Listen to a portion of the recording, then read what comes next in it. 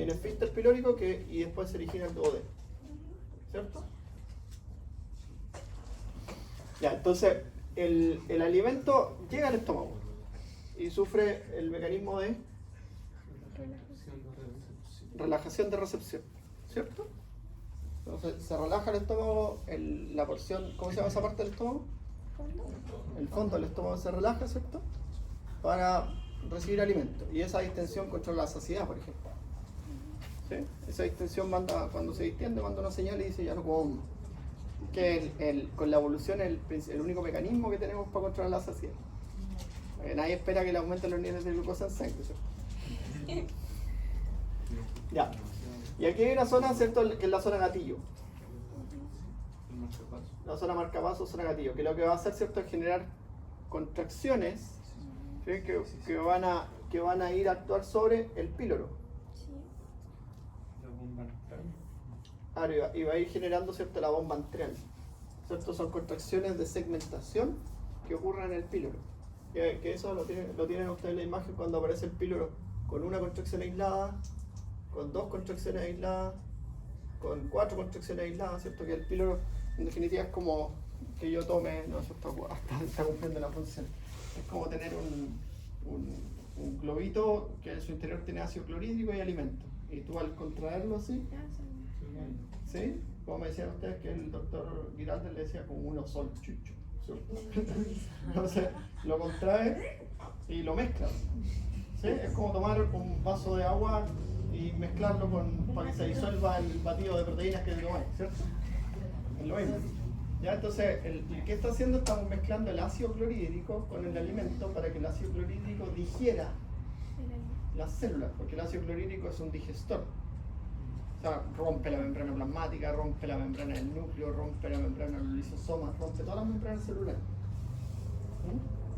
El ácido clorhídrico lo venden como preparado y uno lo usa en el laboratorio para tomar la muestra de tejido y la digerís con eso. ¿Ya? Entonces, esos movimientos de segmentación pilórica, ¿cierto?, generan eso. ¿Ya? Y después tenemos las hormonas y esos movimientos son principalmente también controlados por acetilcolina, sustancia P y serotonina. ¿La histamina dónde estaría? También está la histamina aquí. Claro, y esto, pero estas sustancias también, el vómito, acuérdense que tiene un área postrema, que está ubicada acá. Y esa área postrema, ¿cierto?, es sensible a la dopamina, a la histamina, a la serotonina. ¿Ya? Y ese es el vómito de origen central. Sí. Las líneas son las contracciones, pero ¿cómo se generaban? No entendí cómo las contracciones. Voy a hacer con más. Entonces, el píloro, tú vas a tener primero una contracción aislada, que va a hacer que el píloro haga esto. Después vas a tener 2 contracciones aisladas, que van a hacer que el píloro haga esto. Y después eso pasa a 3 y a 4 contracciones aisladas, que termina haciendo que el píloro haga esto. Entonces aquí adentro hay alimento con ácido gástrico combinándose. Acá está como más juntito y más... Sí. ¿Sí? ¿Ya? Bueno. Profe, ¿y eso de contracción aislada no luego se transforma en segmentación? Sí, pues eso es segmentación. Vale. Eso es movimiento de segmentación, porque son la suma de contracciones aisladas que termina generando la segmentación. ¿Ya? Porque segmenta el alimento, por eso se llama. ¿Ya? Entonces, aquí ustedes tienen que conocer las hormonas que controlan el vaciamiento gástrico. ¿Cuáles son?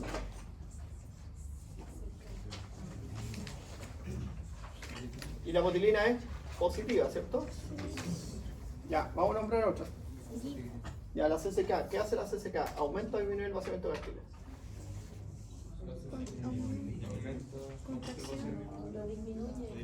Lo disminuye. Porque la CCK lo que hace, ¿cierto?, es favorecer las secreciones pancreáticas y biliares en el duodeno.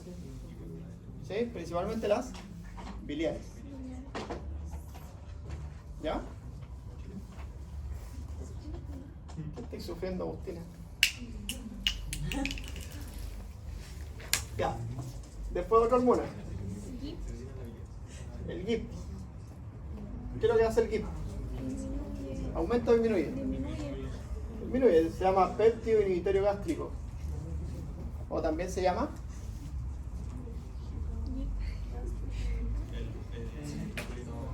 péptido insulinotrópico dependiente de glucosa. Su función es promover la secreción de insulina. ¿Ya? ¿Por qué se describe en el vaciamiento las hormonas? Porque se secretan en el duodeno, son hormonas que principalmente se secretan en el duodeno, ya para que el duodeno secrete sustancias que digieren los alimentos que pasaron del estómago y los termina de cortar. Por ejemplo, los fragmentos peptídicos se cortan en aminoácidos, las grasas se convierten en ácidos grasos libres, los carbohidratos se convierten en glucosa, fructosa y galactosa, que es lo que podemos absorber. ¿Ya? Y también son hormonas que, por ejemplo, la CCK y la secretina promueven la secreción pancreática, que son, ahí vienen todas las enzimas pancreáticas que terminan de romper eso y favorecen la absorción. Ah, ya, como para que termine esa etapa. Claro, entonces, pues si no pasaría todo el contenido gástrico. Ah, ya. Entonces hace que pase controlado, pasa un poquito, se digiere, se absorbe. Pasa otro poquito, se digiere, se absorbe. Eso el alimento pasa en el estómago, ¿cuánto tiempo? Un alimento normal, promedio, de 5 a 8 horas. ¿Sí? Clamó el príncipe. De 5 a 8 horas, por ejemplo, una carne asada puede pasar hasta 48 horas en tu estómago. Una carne asada es un alimento duro porque tiene carbón, tiene grasa, tiene... ¿Sí? Claro, entonces ahí necesitáis... Vaya a producir más ácido gástrico para tratar de digerirlo y vaya a pasarlo más lento porque el alimento pasa del estómago al duodeno solo cuando está en su forma líquida. Por eso pasa tanto tiempo en el estómago. Si tú mascáis poco los alimentos también, pasa más tiempo en el estómago. Claro. Por eso que son medidas preventivas de la Helicobacter pylori o de la gastritis crónica. Alimentos cocidos, alimentos blandos, frutas, verduras cocidas, todo eso es parte de la dieta. Si tienen problemas gástricos tienen que comer alimentos cocidos. Y ahí van a disminuir los problemas. Hasta las verduras. Uno dice, ay, si comer fruta es sano, pero la fruta cruda, si uno tiene gastritis, te produce más acidez. La botilina sería positiva en el píloro, pero La botilina favorece el vaciamiento gástrico.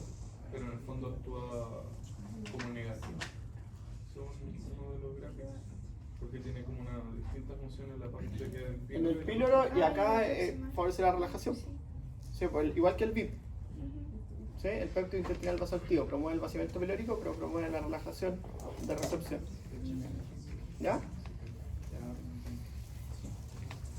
La secretina, por ejemplo, la hormona importante.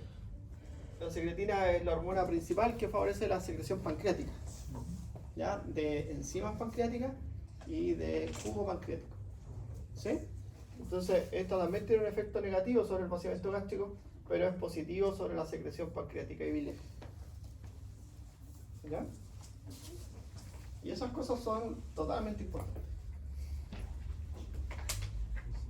Y después entender las enzimas pancreáticas, que eso es parte de la absorción. ¿Cierto? Las enzimas pancreáticas, ¿cómo se secretan? Como simógenos. ¿Qué significa eso? Inactivas. Van inactivas porque el conducto pancreático lo que más tiene es bicarbonato. Entonces, tú cuando tienes el páncreas, ¿cierto? Que es una glándula. ¿De qué origen es el páncreas? Endodermo. Del endodermo.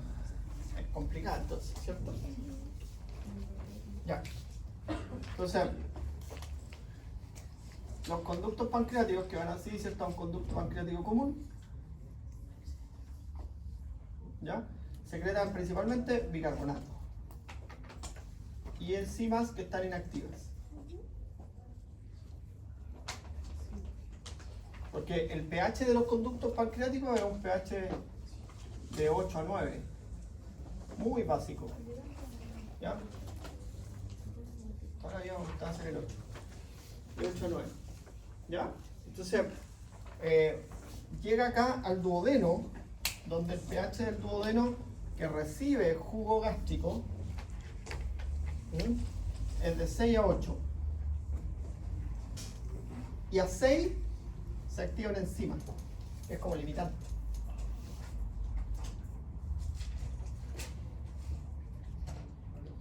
Que es una enzima que se activa en pH 6 y que es la enzima que activa todas las otras enzimas. ¿Cuál es esa enzima?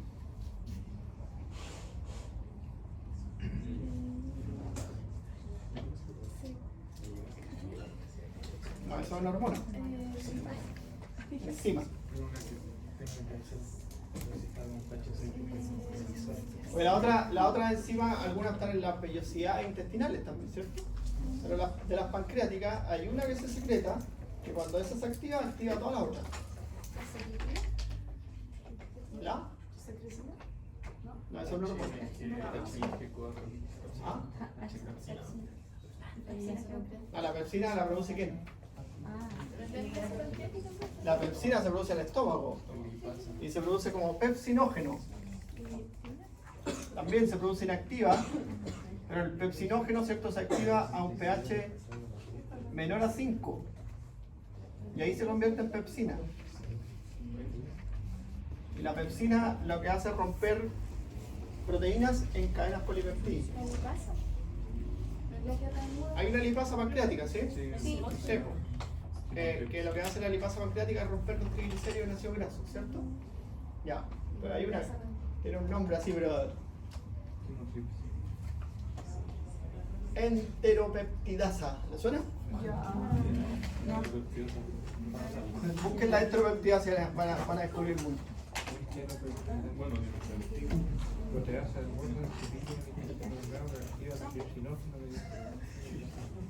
La enteropeptidasa es una enzima que se activa en pH de 6 y la enteropeptidasa activa a la carboxipeptidasa, que es la enzima que rompe los enlaces carboxílicos de los ácidos nucleicos, por ejemplo, ¿ya? A las tiaminasas, a una serie de enzimas que son dependientes de la enteropeptidasa. ¿Ya? Enteropeptidasa. Sí. Entonces, pues hay una tabla de las enzimas pancreáticas, ¿la tienen? Ahí está. Entonces, mira. Ahí tienen la enzima. La tripsina, ¿cierto? Que es el activador en la enteropeptidasa. Y la tripsina viene del tripsinógeno. ¿Ya? Y mira, ahí estamos. Entonces, la tripsina, el tripsinógeno convertido en tripsina, la tripsina activa la elastasa, la carboxipeptidasa, la colipasa, la lipasa pancreática, la fosfolipasa, la activa todas. Entonces es importante la enteropeptidasa que se activa a un pH 6, ¿sí? Que activa el tripsinógeno pancreático, lo convierte en tripsina. Y la tripsina activa el resto. Y la tripsina activa todo. ¿Ya? Entonces, el páncreas produce tripsinógeno. ¿Ya? Y cuando llega acá, por la enteropeptidasa se convierte en tripsina. Y la tripsina activa, ¿cierto?, a la lipasa, a la carboxipeptidasa, a todas las enzimas restantes para producir, ¿cierto?, la degradación de pequeños péptidos en aminoácidos, de carbohidratos en glucosa, fructosa y galactosa, de lípidos en ácidos grasos, que es lo que tú puedes absorber. ¿Ya? Y el resto es historia conocida, porque los aminoácidos entran por cotransporte, la glucosa entra por cotransporte, los lípidos entran por difusión, las hormonas las vitaminas liposolubles entran por difusión, las hidrosolubles entran por transporte. Y eso es lo que ustedes ya lo saben. Moléculas que pasan por difusión simple, liposolubles, pequeñas, sin carga. Moléculas que pasan por difusión facilitada, con carga, macromoléculas. Es lo mismo que el primer semestre. Por eso que esa parte prácticamente no la vimos. En riñón tampoco la mencionamos mucho, porque eso el primer semestre lo estudiamos hasta que nos aburrimos.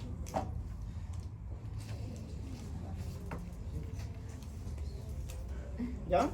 Ahora, a veces el páncreas tiene procesos que fallan. Y eso da origen, ¿cierto?, a una activación prematura de la enzima y eso genera la pancreatitis. que es la pancreatitis normalmente por trastorno alimentario.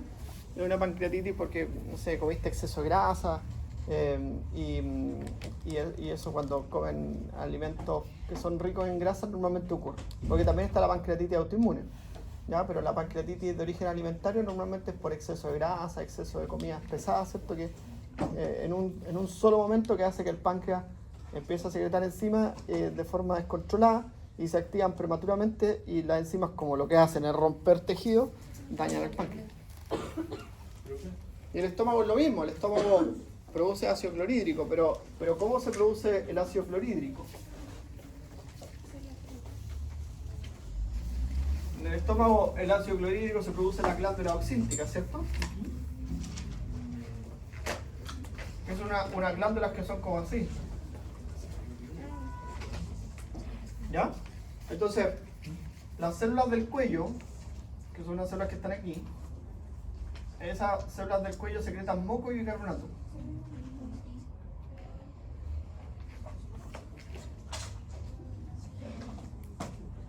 Entonces, todo esto está bañado en bicarbonato y moco. Entonces, el pH de esto es... ¿Ya? Entonces, aquí en estas glándulas, aquí están las células parietales. Y las células parietales son las que secretan a esta parte, secretan hidrógeno y cloruro, que no se van a juntar. ¿Por qué no se van a juntar? Porque están en un medio básico. Y una forma de protegerse las células. Claro, entonces no se van a juntar porque están en un medio básico. Ahora, ¿cuándo se van a juntar? Aquí, porque aquí, después de la capa de moco, el pH es de 1 a 5. Entonces ahí se va a juntar. ¿Y en qué caso se vería afectado el muco con el bicarbonato? Haciendo que el pH baje. En la gastritis. O cuando tú le quitáis al estómago los mecanismos protectores de la mucosa. ¿Cuáles son los mecanismos protectores de la mucosa? La prostaglandina. Las prostaglandinas son de la microcirculación local del estómago que favorecen la secreción de moco y bicarbonato y regulan la secreción de ácido.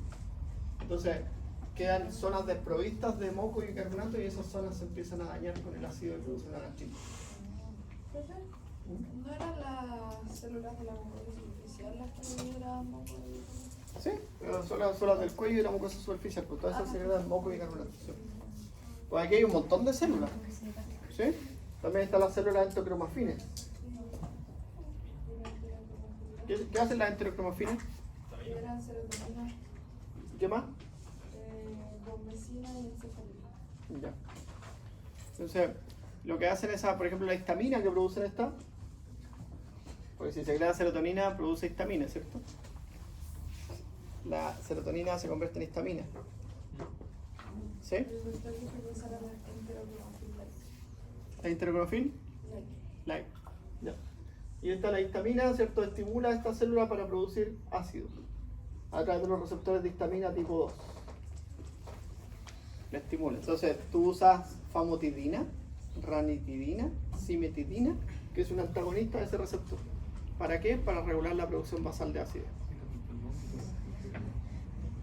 ¿Ya? También están las células productoras de gastrina. ¿Sí? ¿Cómo se llaman las células productoras de gastrina? ¿Ah? Células tipo G. Pero son las principales, parietales, ¿cuáles son? ¿Cómo se llaman? Principales. ¿Ya? Se morí. Esa produce gastrina. ¿Ya? Y la gastrina tiene receptores tipo G de gastrina, ¿cierto?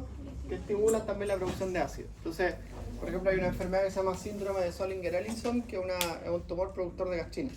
Y eso genera hiperacidez. Y ahí las personas tienen que tomar fármacos que regulen la secreción de ácido. Y hay antagonistas de gastrina. Son caros, pero existen. En el intestino delgado, cuando se pasa en vez de haber una absorción, se pasa del plasma al lumen, hay una secreción. Es por si el lumen es hipertónico. ¿Y en qué caso se da que sea hipertónico? Cuando tienes contenido gástrico.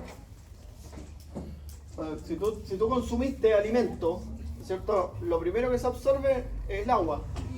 Entonces queda un contenido hipertónico, rico en sales. Y ahí actúan, ahí tú tienes el intestino hipertónico.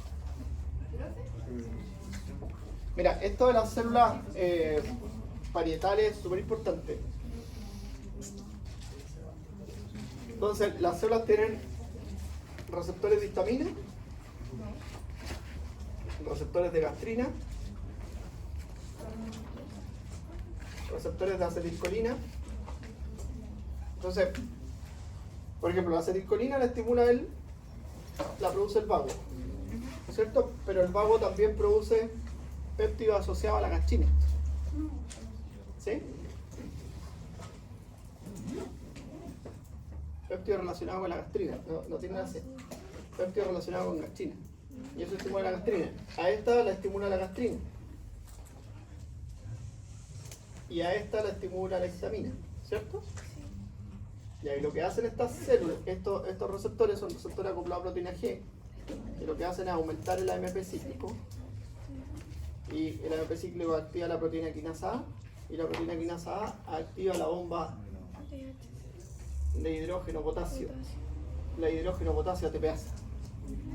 ¿Ya? Entonces, ahí se libera el hidrógeno. ¿Ya? Y también ese mecanismo, esa ATPasa, promueve el intercambio en la mucosa, en la membrana vasolateral de bicarbonato por cloruro. Y el cloruro se secreta por los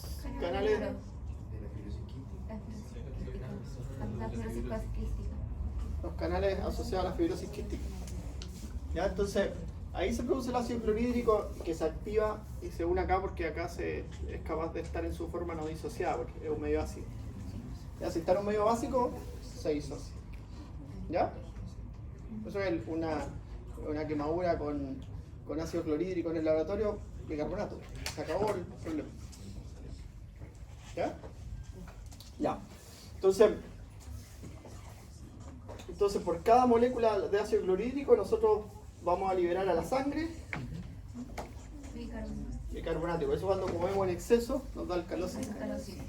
Empezamos a quedar dormidos. Nos da alcalosis. ¿Ya? Y lo otro también es importante esto porque yo les decía, pues aquí el manejo farmacológico esto es pero full. Total. Nosotros usamos, hay antagonistas de histamina, famotidina, simitina, ronatina. Hay antagonistas de gastrina, ¿sí? Y hay antagonistas de acetilcolina. Y hay antagonistas de la ATPasa, que es el omeprazol, el lansoprazol, el esomeprazol. Y esto es súper importante saberlo para llegar a eso, porque cuando ustedes ven en patología ven enfermedades asociadas al ácido. Y en farmacología vemos fármacos reguladores de la secreción ácida. Y lo que vimos hace un rato en la motilidad, nosotros vemos patología asociada a la motilidad intestinal. Y después vemos fármacos reguladores de la motilidad intestinal. Entonces, y eso se habla del sistema digestivo, nada más. O sea, las diarreas hoy día no se tratan con antibióticos, las diarreas se tratan con probióticos.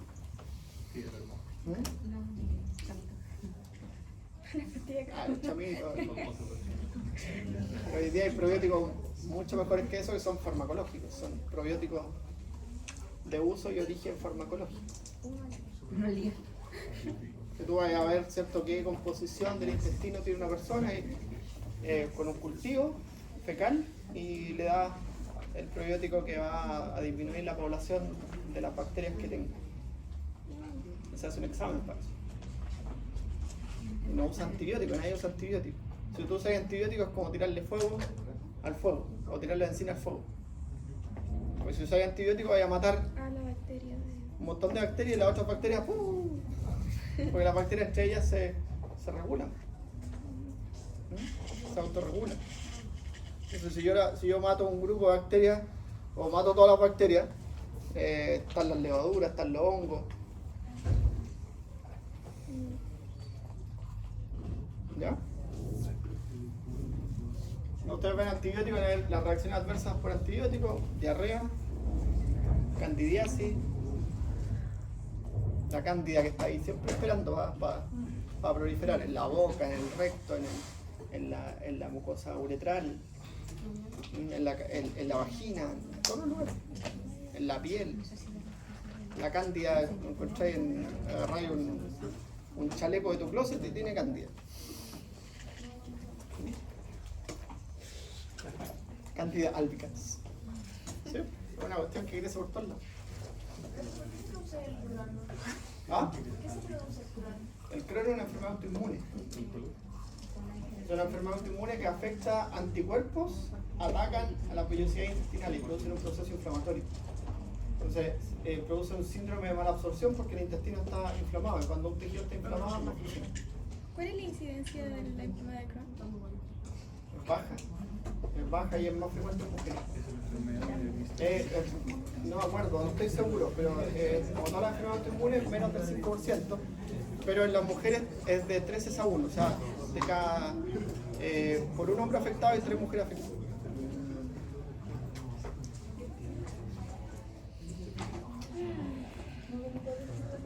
Ya, está bueno, se nos pasó la hora. Ya, el lunes entonces, el último cita. O sea, pues, podemos hacer lunes, martes, como quieras, si yo estoy con usted.